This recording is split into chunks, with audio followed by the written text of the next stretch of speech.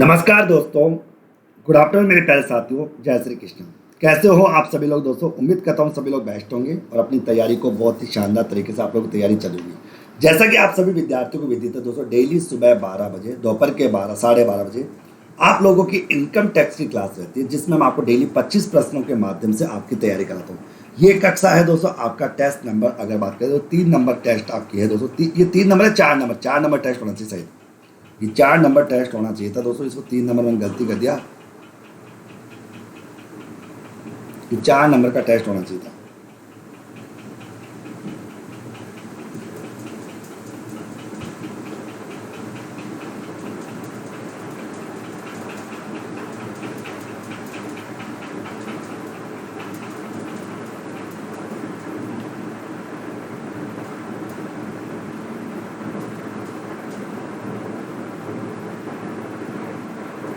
Okay,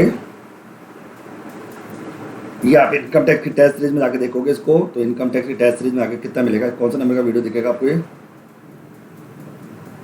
1 2 3 4, ये 4 number होना चाहिए। चलो इसको चेंज कर देंगे, कोई बात नहीं, इसको चेंज कर देंगे। 4 नंबर का क्लास है ये। 4 नंबर। सर आज इको और स्टैटिक क्लास नहीं हुई क्या? बेटा हो गई ना सलोनी, इको की स्टैटिक क्लास ये तो हो तो गई। इको और स्टैटिक्स क्लास हो गई ना, इको और स्टैटिक्स क्लास हो तो गई। कैसे नहीं हुई? अभी हो तो गई, आपने देखी नहीं क्या? इको की और स्टैटिक्स क्लास हो तो गई अच्छे से। इको की क्लास देखता हूँ, मैं देखता हूँ क्लास में, देखो वीडियो जाके देखो। इको की जब देखोगे यूनिट नंबर 3, ओके।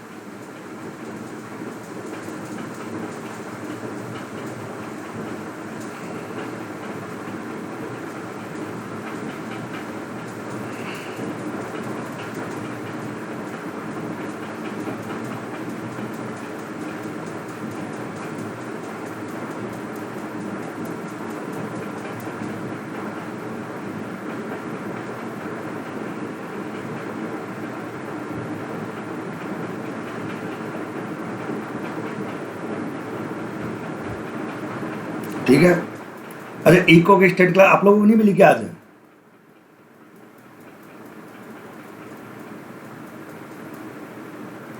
अच्छा, इको की क्लास आप लोगों की नहीं हुई क्या आज? एक मिनट जाओ दोस्तों, एक मिनट जाइए। इको की क्लास आप लोगों के फोल्डर में नहीं गई दोस्तों।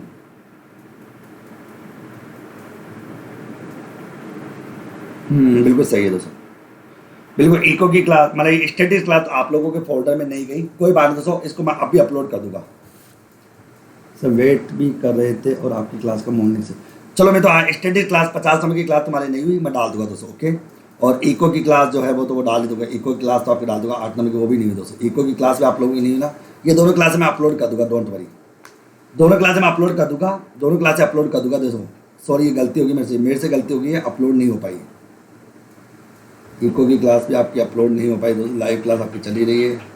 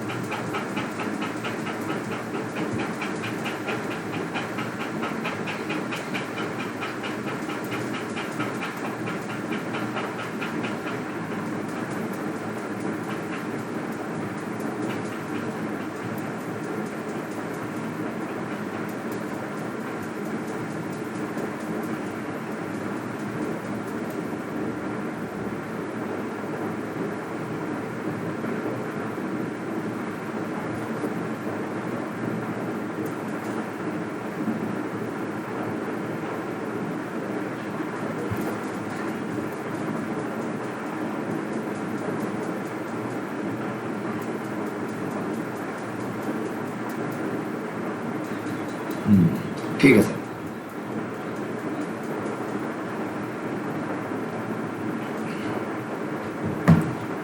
ओके, चले मैं तो अपन चलते हैं आगे की ओर, अपन बढ़ते हैं आगे की ओर, अपन देखते हैं, चलते हुए।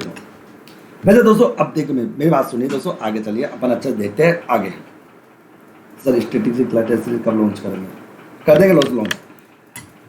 समा देखो, मैं तो अभी तक बात करते, अपन ने 75 प्रश्न अपन कर चुके थे और 75 प्रश्न के बाद अपन बात करेंगे दोस्तों। अपन आगे की बात करते हैं। 75 प्रश्न के बाद अपन देखते हैं दोस्तों आपका 76 नंबर का प्रश्न अपन देखते हैं। 76 नंबर का प्रश्न पूंजी लाभ को दीर्घकालीन होने के लिए करदाता के पास संपत्ति रखनी चाहिए। ये प्रश्न है दोस्तों कि आपका कोई पूंजी लाभ है, उस पूंजी लाभ को दीर्घकालीन होने के लिए यानी उसको लॉन्ग टर्म होने के लिए करदाता के पास संपत्ति रखनी चाहिए। संपत्ति कितनी रखनी चाहिए दोस्तों, ये बात है, करदाता के पास संपत्ति रहनी चाहिए। ओके, तो पूंजी लाभ को दीर्घकालीन होने के लिए करदाता के पास संपत्ति रखनी चाहिए। कितने महीने के लिए? 36 माह। और दूसरा बात करें, बिल्कुल दोस्तों, ये 36 माह से अधिक के लिए, 36 माह से अधिक के लिए, 36 माह या इससे अधिक समय के लिए दोस्तों उसके पास संपत्ति होनी चाहिए। लेकिन कुछ परिस्थितियां ऐसी होती है, जैसे मान लो कुछ परिस्थितियां ऐसी होती है जहां पर 12 माह या उससे अधिक समय के लिए कोई संपत्ति होती है, उसे दीर्घकालीन पूंजी संपत्ति कहा जाता है। जैसे मान लो कोई इक्विटी शेयर्स की बात, अगर किसी प्रकार के शेयर्स की बात करें जो किसी न किसी स्टॉक एक्सचेंज के पास क्या होती है, रजिस्टर होती है, जो किसी न किसी स्टॉक एक्सचेंज के बाद लिस्टेड होती है मित्रों। इसके अलावा दोस्तों आपकी यूनिट्स होती है, वो आ जाएगी। ओके, यूनिट्स वगैरह आ जाएगी, बॉन्ड वगैरह आ जाएंगे। इन सब के लिए दोस्तों 12 महीने का समय मांगा गया कि अगर इनको 12 महीने के बाद अगर बेचा जाता है तो लॉन्ग टर्म कैपिटल गेन होता है। तो यहाँ पर दोस्तों लॉन्ग टर्म कैपिटल गेन की बात यहाँ पर आ जाएगी। क्लियर? अगला, वित्तीय वर्ष 2019-20 के लिए लागत वृद्धि सूचकांक कितना है? वित्तीय वर्ष 2019-20 के लिए लागत वृद्धि सूचकांक कितना है? लागत वृद्धि सूचकांक कितना है? तो ये प्रश्न आपसे पूछा जा रहा है तो यानी लागत वृद्धि सूचकांक जो है वो कितना है? अगर 19-20 की बात करें तो दोस्तों 2019-20 के लिए लागत वृद्धि सूचकांक जो है मित्रों वो कितना है दोस्तों? 289 है। और दोस्तों अगर तुमसे दोस्तों पूछ ले 2020-21 का पूछ ले तो 301 कर देना।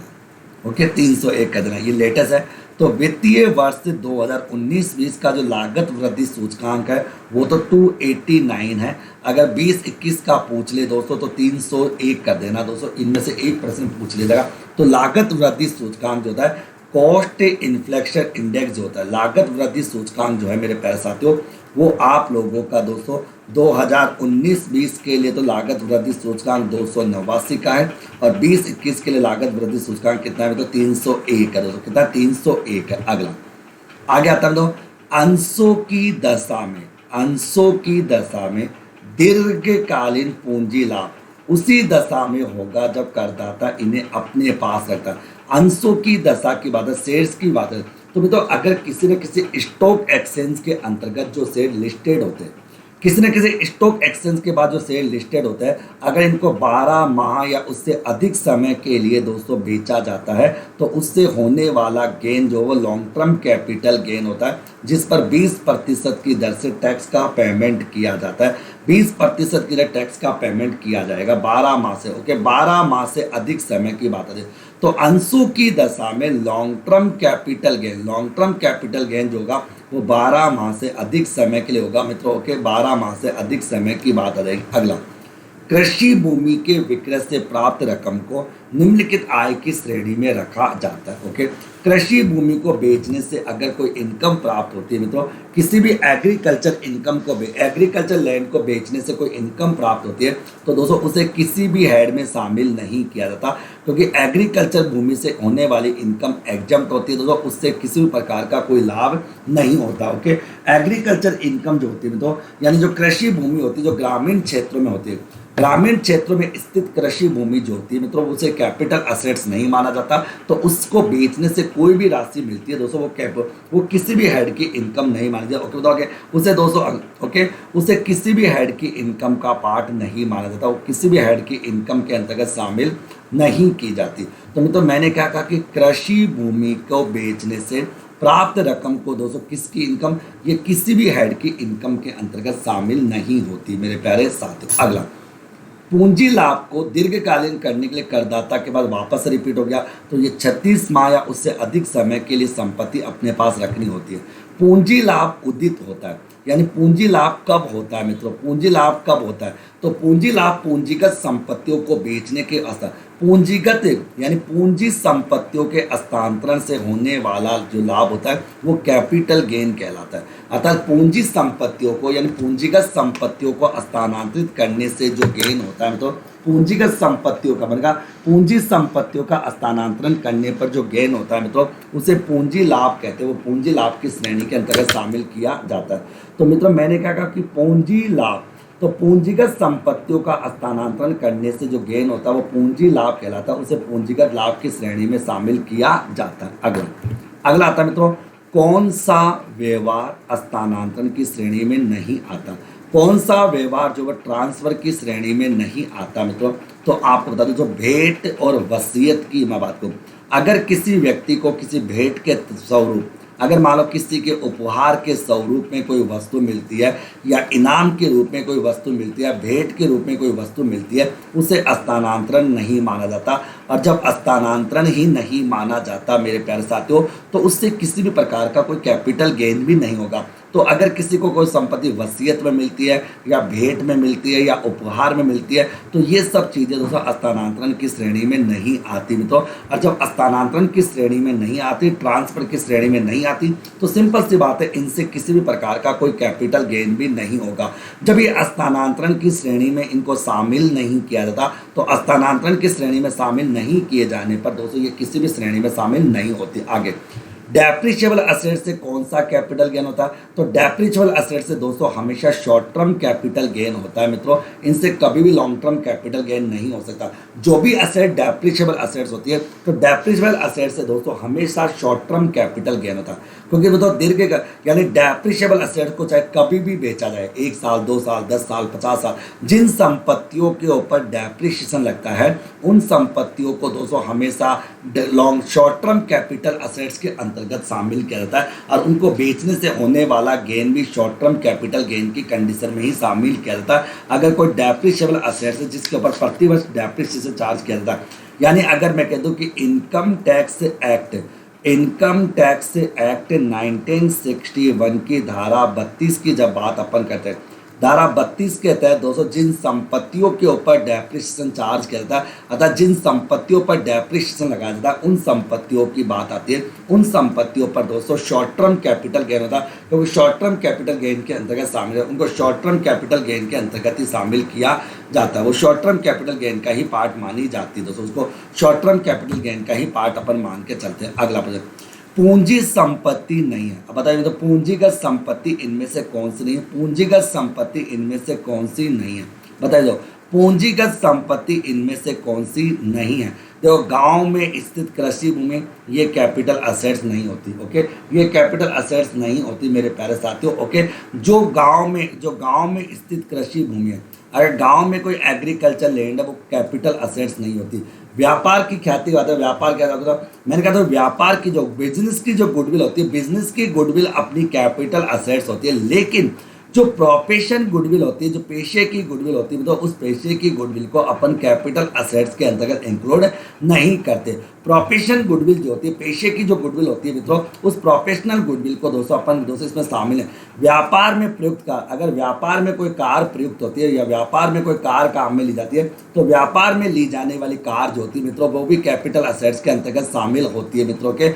आभूषण जो होता है मित्रों, वैसे आप जानते हो मित्रों कि अगर पर्सनल यूज की जितनी भी वस्तु होती है जो पर्सनल यूज में काम में ली जाती है, तो पर्सनल यूज में आने वाली वस्तुओं को दोस्तों अपन कैपिटल असेट्स के अंतर्गत इंक्लूड नहीं करते। लेकिन जो ज्वेलरी होती है, उस ज्वेलरी को अपन दोस्तों कैपिटल असेट्स के अंतर्गत इंक्लूड करते हैं, तो ज्वेलरी कैपिटल असेट्स का पार्ट मानी जाती है। ओके, लेकिन अगर गांव में कोई कृषि भूमि है, तो गांव में स्थित कृषि भूमि को एग्रीकल्चर जो होती है उसको कैपिटल असेट्स नहीं माना जाता। जब कैपिटल असेट्स माना ही नहीं जाता, तो सिंपल सी बात है, उससे किसी भी प्रकार का कोई कैपिटल गेन होगा भी नहीं। तो वहां पर दोस्तों किसी भी प्रकार का कोई कैपिटल गेन नहीं होगा। लेकिन अगर कोई भूमि अगर शहरी क्षेत्र में दोस्तों, अगर शहरी क्षेत्र में है या अधिक आबादी वाले क्षेत्र में है, तो अधिक आबादी वाले क्षेत्र के अंतर्गत आ जाती है। मैं क्लास में हूँ, बात करूँ।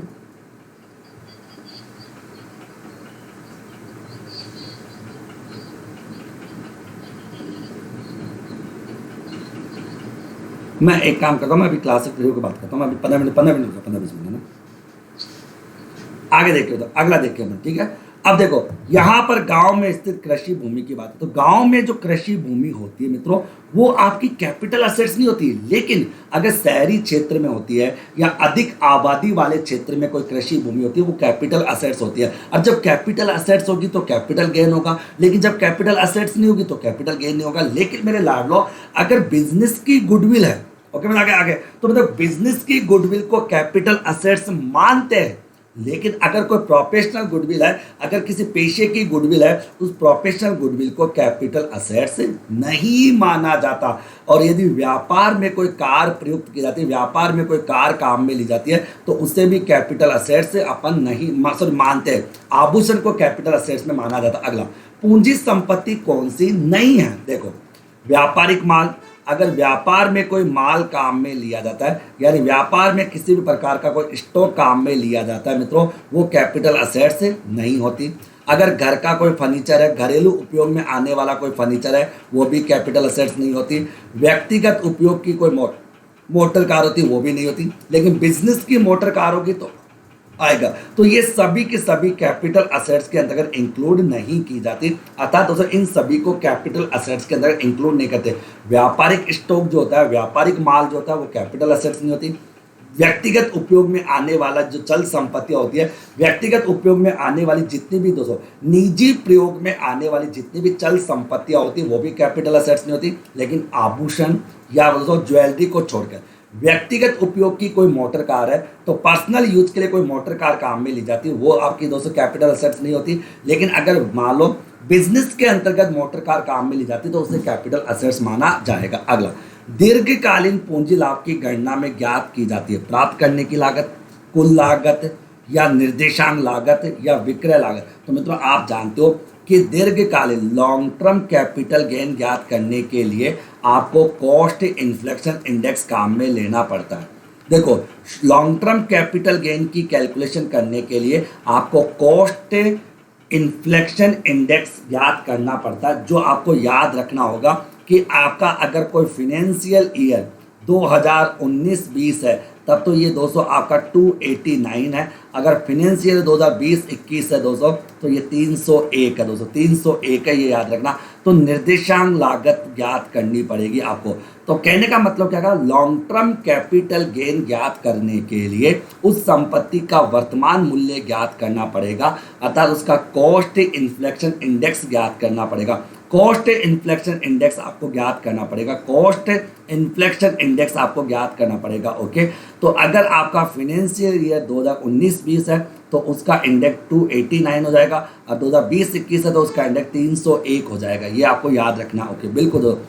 धारा 80DD, ओके, क्या बात है, धारा 80DD की बात करें तो धारा 80DD को लेकर बात करें, यानी डिडक्शन की बात आपके सामने आ रही है। किस वजह?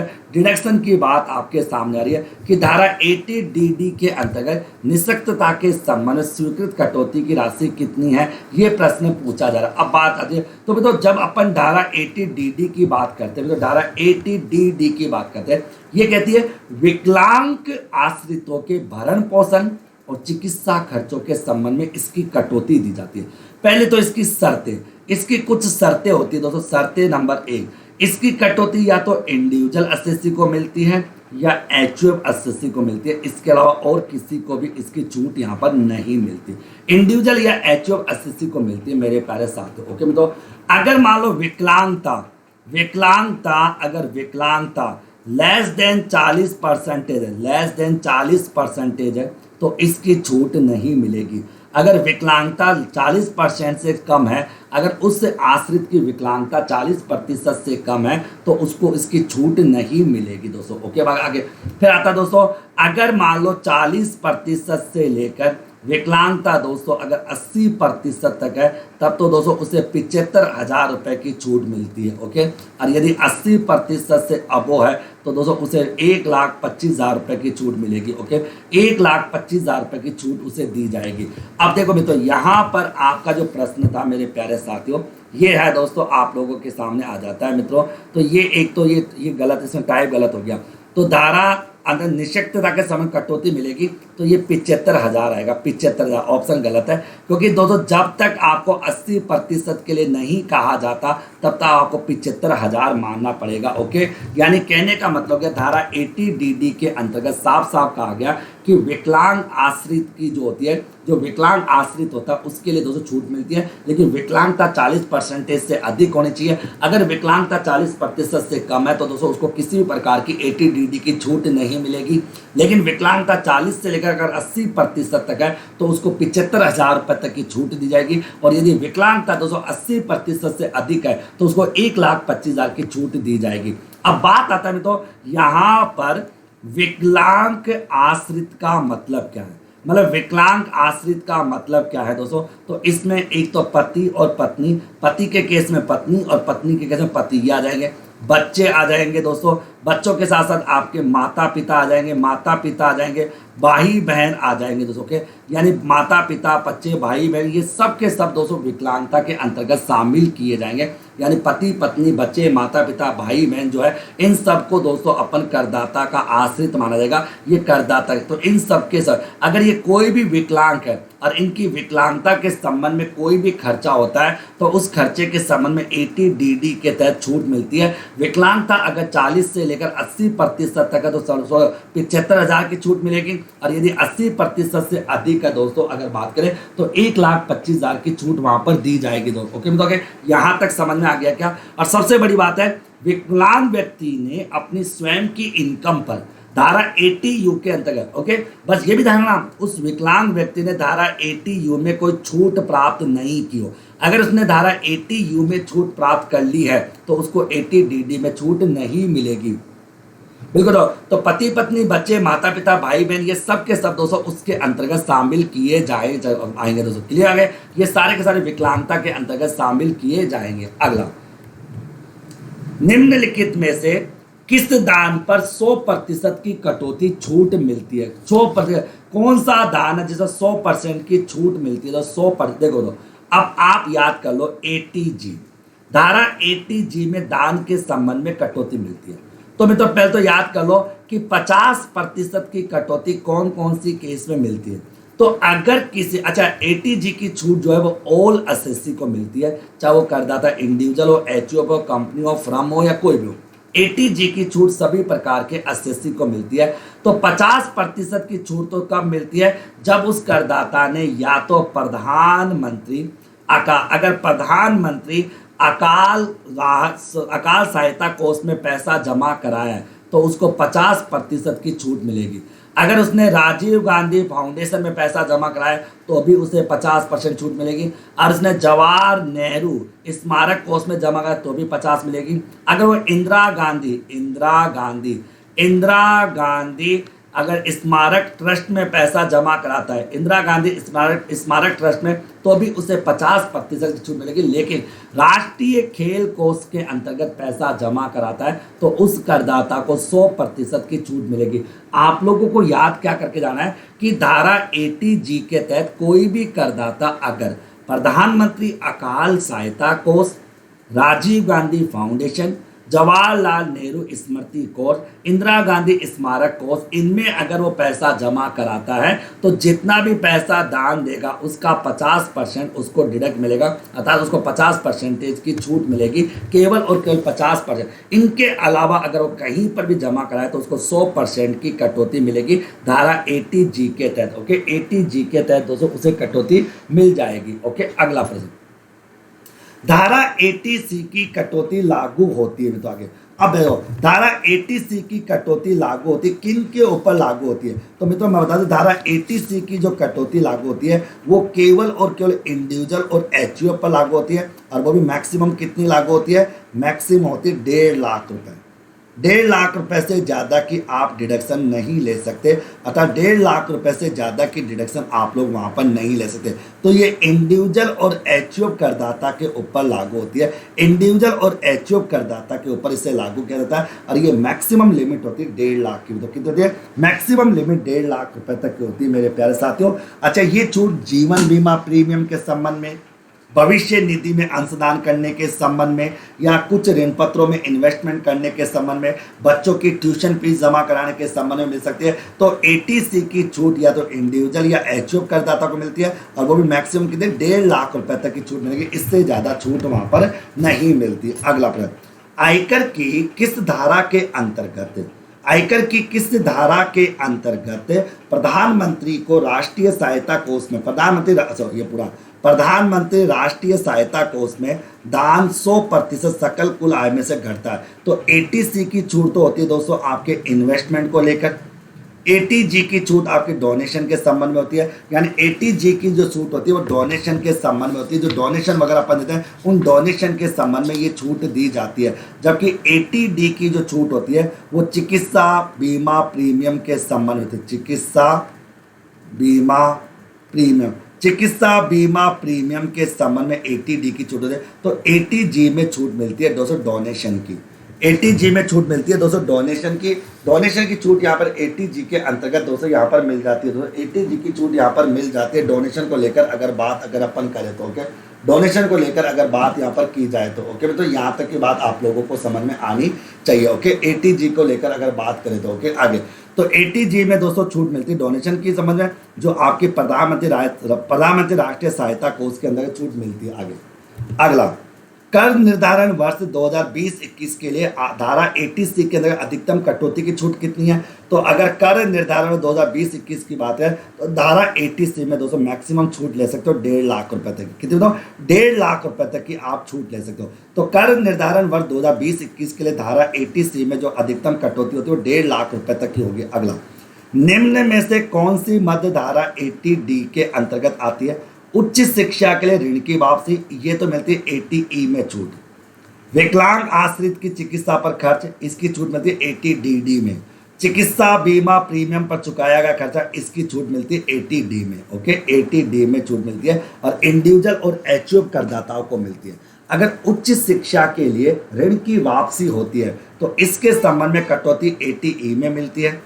विकलांग आश्रितों की चिकित्सा पर कोई खर्चा होता है 80DD में छूट मिलती है। और चिकित्सा बीमा हेतु जो प्रीमियम चुकाया जाता है उसकी छूट जो वो 80D में मिलती है, क्या मतलब 80D में मिलती है ओके। अगला प्रश्न, धारा 80E के अंतर्गत ओके, धारा 80E के अंतर्गत उच्च शिक्षा हेतु जो ऋण लिया जाता है, ऋण पर ब्याज की छूट की सीमा कितनी है। तो ब्याज चाहे कितना भी क्यों ना, उसके संबंध में पूरी उसको छूट दी जाती है। ब्याज चाहे कितना ही हो दोस्तों, उसकी छूट दोस्तों आप लोगों के केस में पूरी दी जाती है दोस्तों। और ये जो छूट मिलती है ना, ये 8 वर्षों तक के लिए मिलती है पूरी राशि। ब्याज की राशि कितनी भी हो इसके संबंध में कोई लिमिट नहीं है, तो 8 वर्षों तक उसको दो, यानी ऋण का भुगतान प्रारंभ करने वाले वर्ष सहित 8 वर्षों तक उसको छूट मिल जाएगी, यानी 8 सालों तक छूट ले सकता है ऋण पर ब्याज के संबंध में। चाहे ब्याज की राशि 1,000 हो, 10,000 हो, लाख हो, करोड़ हो, 2 करोड़, इससे कोई लेना देना नहीं है। तो ये चीज़ भी आपके माइंड, तो मैंने यही तो समझाने का प्रयास किया आप लोगों कि धारा 80E के अंतर्गत उच्च शिक्षा के लिए अगर कोई उच्च शिक्षा के लिए अगर कोई लोन लिया है उस पर ब्याज की छूट जो मिलेगी वो तो पूरी मिलेगी, पूरी राशि मिलेगी। और कितने सालों के लिए मिलेगी, 8 सालों तक के लिए मिलेगी। अगला, वरिष्ठ नागरिक के बात करें, वरिष्ठ नागरिक एक्स के स्वास्थ्य बीमा प्रीमियम देने पर अधिकतम कटौती कितनी मिलेगी। वरिष्ठ नागरिक के संबंध में कटौती की बात आ रही है, स्वास्थ्य बीमा प्रीमियम को लेकर बात यहाँ पर की जा रही है। देखो वरिष्ठ नागरिक के संबंध में अगर बात करें, देखो वैसे तो आप जानते हो तो ये जो छूट मिलती है ना वो धारा 80D में मिलती है ओके, यानी चिकित्सा बीमा प्रीमियम का भुगतान करने की छूट जो वो धारा 80D में मिलती है। चिकित्सा बीमा प्रीमियम का भुगतान करने की छूट जो वो धारा 80D में मिलती है। एक तो ये धारणा बताओ, तो वरिष्ठ नागरिक मतलब जिसकी उम्र 60 वर्ष या 60 वर्ष से अधिक होती है। तो दोस्तों मैं कह दूं दोस्तों, वैसे तो छूट मिलती है दोस्तों आपकी 25,000 तक की, लेकिन सीनियर सिटीजन्स के संबंध में छूट मिलती है 50,000 रुपये की। और ये छूट इंडिविजुअल और एचयूएफ करदाता को मिलती है, धारा 80D के तहत मिलती है। तो वरिष्ठ नागरिकों के चिकित्सा प्रीमियम का कोई पेमेंट करता है तो प्रीमियम तक दोस्तों 50,000 तक की छूट ले सकता है, लेकिन नॉर्मल व्यक्ति अगर कोई है तो 25,000 रुपये तक की छूट वो प्राप्त कर सकता है। राम ने अपने स्वास्थ्य का बीमा प्रीमियम, देखो तो बहुत प्यारा प्रश्न है, बहुत ही लाजवाब। राम ने अपने स्वास्थ्य का बीमा प्रीमियम 10,000 रुपये रोकड़ में दिया, उसे धारा 80D के अंदर कितनी छूट मिलेगी? तो देखो धारा 80D के अंतर्गत दोस्तों कितने, तो रोकड़ में दिया, रोकड़ में अगर दिया है मित्रों तो उसे किसी भी प्रकार की कोई कटौती नहीं मिलेगी, क्योंकि धारा 80D में साफ साफ लिखा गया मित्रों कि ये कटौती तभी मिलेगी जब दोस्तों उसने प्रीमियम का जो पेमेंट है वो रोकड़ के अलावा किसी अन्य रूप में उसने पेमेंट किया हो। अगर उसने रोकड़ के रूप में प्रीमियम चुकाया है तो दोस्तों उसको छूट नहीं मिलेगी, यानी रोकड़ के अलावा अन्य माध्यम से पेमेंट होना चाहिए, चाहे वो चेक से हो, चाहे वो डिमांड ड्राफ्ट से हो दोस्तों, चाहे कुछ भी हो। तो दोस्तों हाँ, अगर ये रोकड़ के अलावा चेक से पेमेंट करता 20,000 10,000 का तो उसको छूट कितनी मिलती? 10,000 मिलती, क्योंकि मैक्सिमम लिमिट कितनी है? 25,000 है। 25,000 से ज़्यादा छूट नहीं ले सकता। लेकिन प्रीमियम कितना है? प्रीमियम भी जब 10,000 का तो छूट भी कितनी होगी? 10,000। ये 10,000 की छूट कब मिलती? जब उसने रोकड़ के अलावा पेमेंट किया हो। अगर मित्रों कोई भी व्यक्ति अगर अपने स्वास्थ्य बीमा प्रीमियम का भुगतान रोकड़ के अलावा करता है तो उसको 225,000 तक की छूट मिलती है धारा 80D में। अगर सीनियर सिटीजन के संबंध की बात है तो 50,000 आ जाएगी, बिल्कुल। तो यहाँ पर छूट नहीं मिलेगी क्योंकि उसने रोकड़ के अलावा मतलब रोकड़ में पेमेंट किया, तो रोकड़ में पेमेंट करने की छूट मिलेगी। एक निवासी व्यक्ति को साहित्यिक पुस्तक पर रॉयल्टी के 5 लाख रुपए मिले, क्या बात है, रॉयल्टी के 5 लाख रुपए मिले। रॉयल्टी के कितने? 5 लाख रुपए ले रहा है, रॉयल्टी के कितना? 5 लाख। तो उसे धारा 80 QQB में कटौती कितने रुपए मिलेगी? तो मित्रों आप जानते हो 3 लाख रुपए तक की कटौती मिलती है, 3 लाख रुपए तक की। 80 QQB में लेखकों को रॉयल्टी के संबंध में जो कटौती मिलती है वो मैक्सिमम 3 लाख रुपए तक, 3 लाख रुपए से ज़्यादा की कटौती आप नहीं ले सकते। यानी ये कटौती केवल और केवल एक इंडिविजुअल निवासी व्यक्ति को मिलती है। एक इंडिविजुअल निवासी व्यक्ति जो भारत का नागरिक हो और उसने लेखन कार्य किया हो या कोई लेखन कार्य किया हो और उसको जो भी रॉयल्टी मिलेगी उस रॉयल्टी की जब बात करेंगे तो उसको 3 लाख रुपए तक की रॉयल्टी की छूट, यानी 3 लाख रुपए तक की वो रॉयल्टी प्राप्त कर सकता है। 3 लाख रुपए तक की रॉयल्टी की छूट उसको दी जाएगी। जबकि इसमें रॉयल्टी कितनी मिली? 5 लाख। अगर मान लो उसको रॉयल्टी अगर 1 लाख मिलती तो अगर उसको रॉयल्टी अगर 1 लाख मिलती तो 80 QQB के तहत उसको 1 लाख रुपए तक की छूट मिलती, उसके बाद उसको छूट नहीं मिलती। अगला अब आता है एक अनिवासी व्यक्ति को, अच्छा निवासी अनिवासी व्यक्ति, अनिवासी मतलब भारत का निवासी वो नहीं है। अनिवासी व्यक्ति को, एक अनिवासी व्यक्ति को यहाँ पर एक अनिवासी व्यक्ति को रॉयल्टी, कलात्मक पुस्तक की रॉयल्टी के संबंध में 4 लाख रुपए मिले तो उसे छूट मिलेगी क्या? कोई छूट नहीं मिलेगी। ये छूट केवल और केवल निवासी इंडिविजुअल व्यक्ति को मिलती है जो भारत का निवासी है, बाकी को छूट नहीं मिलती। अगर कोई निवासी व्यक्ति है यानी अगर वो रेजिडेंट है भारत में और भारत में रेजिडेंट रहती है, उसने कोई किताब लिखी है और उसके बाद उसको रॉयल्टी मिली है तो उसको 3 लाख रुपए तक की रॉयल्टी की डिडक्शन मिलेगी धारा 80 QQB में। अगर वो अनिवासी है तो उसे उस केस में किसी भी प्रकार की कोई छूट वगैरह नहीं मिलेगी। मित्रों ये बताइए आप लोगों को सबको समझ में आ रहा नहीं आ रहा? क्योंकि दोस्तों ये गारंटी है मैं आप लोगों की डेली 12:30 से लेकर दोस्तों लगभग आपकी 1:15 बजे तक यानी 40 से लेकर 45 मिनट तक डेली इनकम टैक्स की क्लास लूँगा, जिसमें डेली आपको 25 प्रश्न कराऊंगा, लगभग 1000 प्रश्न आपको करा दूंगा। क्योंकि इनकम टैक्स में तुम्हारे 5 प्रश्न एग्जाम में पूछता है, कम से कम दोस्तों सॉरी 5 नहीं कम से 10 प्रश्न तुम्हारे एग्जाम में आते हैं। तो मैं चाहता हूँ कि वो पूरे प्रश्न तुम्हारे सही हो। तो इनकम टैक्स का जब तुम 1000 प्रश्न कर लोगे तो मेरा मानना होगा कि यूनिट नंबर जो 10 है, आपके जो यूनिट नंबर जो 10 है वो पूरी तरह से रिवाइज हो जाएगी।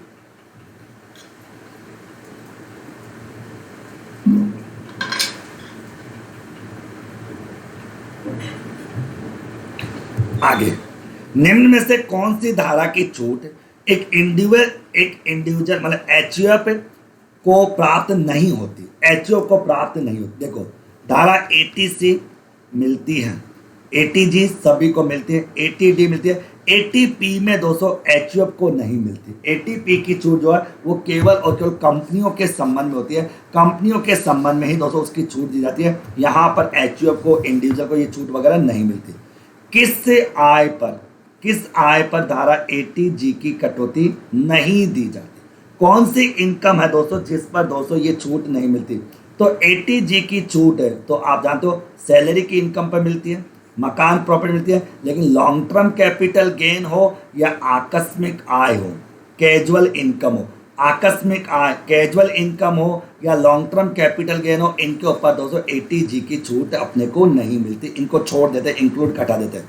श्री रजत की बात यहाँ पर, श्री रजत पूर्णतया अंधा है, श्री रजत भाई साहब पूरी तरह से अंधा है, उसे ATU में कितनी कटौती मिलेगी? तो उसे 1.25 लाख रुपए की कटौती मिलेगी, 1.25 लाख रुपए की कटौती उसे मिलेगी अगर पूरी तरह से अंधा है तो।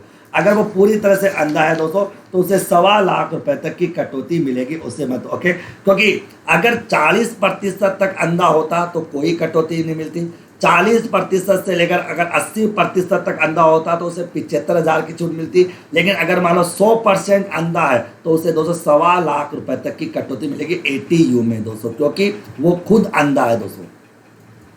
क्योंकि अगर विकलांगता 40% तक होती है तब तो उस केस में दोस्तों किसी भी प्रकार की कोई छूट नहीं दी जाती। अगर विकलांगता 40% तक होती है तो उसमें किसी भी प्रकार की कोई छूट नहीं मिलती, लेकिन विकलांगता अगर 40 से लेकर 80% तक होती है तो वहाँ पर 75,000 की छूट मिलती है, और यदि विकलांगता 100% होती है तो दोस्तों 1.25 लाख की छूट वहाँ पर दी जाती है। तो दोस्तों ये था आज का स्पेशल सेशन और आज के 25 प्रश्न कंप्लीट। उम्मीद करता हूँ दोस्तों इसी प्रकार से आप लोगों को ये प्रश्न समझ में आ रहे होंगे। अब देखो, तुम सभी लोग कॉमर्स से नेट JRF की तैयारी करो, तो एक तो दोस्तों आपकी जो एक तो यूनिट नंबर 5 अच्छे से चल रही है आप लोगों की, और एक यूनिट नंबर 10 आपके अच्छे। और इसके अलावा दोस्तों अब मैं कुछ टेस्ट सीरीज और शुरू करूँगा, स्टैटिक्स की टेस्ट सीरीज भी जल्दी ही शुरू करूँगा दोस्तों, ओके। बस आप लोगों के लिए लगातार मेहनत करते रहो, पुराने वीडियो देखते रहो, अपना रिवीजन करते रहो। Doctor Mukesh Pancholi official app पर सारा कोर्स कंप्लीट किया हुआ है, बहुत सारे वीडियोस आप लोगों के पास है, उनके अच्छे नोट्स बनाओ, पेपर सॉल्व करो, सब कुछ करो, ओके तो ठीक है। तो अभी के लिए विदा लेता हूँ, धन्यवाद, टेक केयर मित्रों, बाय बाय।